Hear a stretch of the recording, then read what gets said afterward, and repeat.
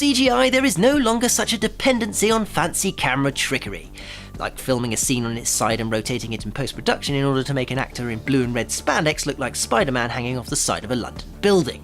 No, nowadays we can just make a computer-generated Spidey and slap him on top of another computer-generated background.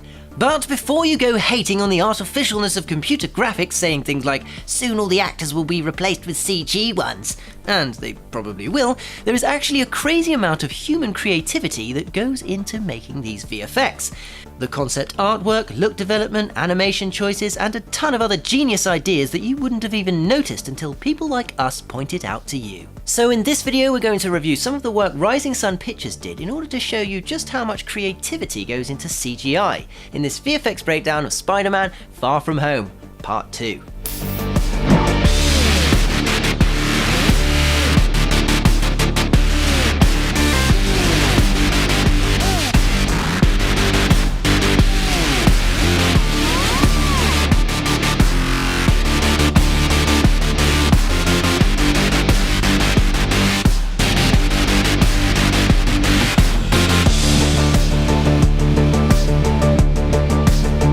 Spider-Man Far From Home was so jam-packed full of huge and impressive monsters, stunts, and overall action that seeing a smaller 3D hologram of the monsters and their origins may have slipped by almost unnoticed and therefore definitely unappreciated.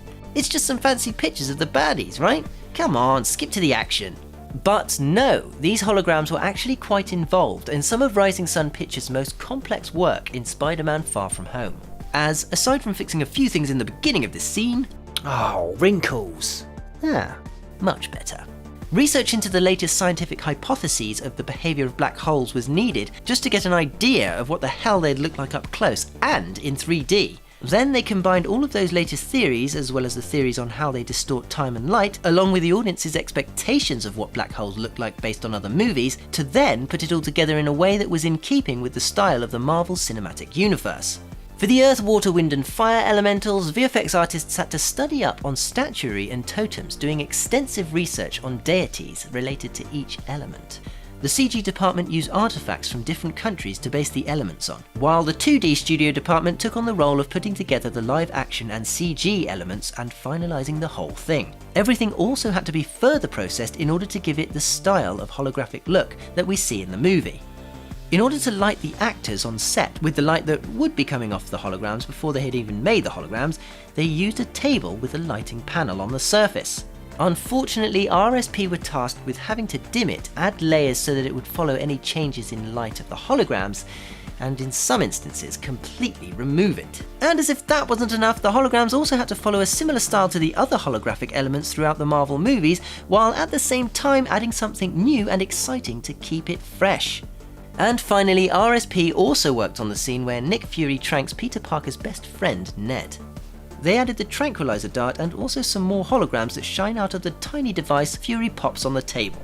And the holograms for this scene were also full of an extensive amount of work involving split screens and cleanup.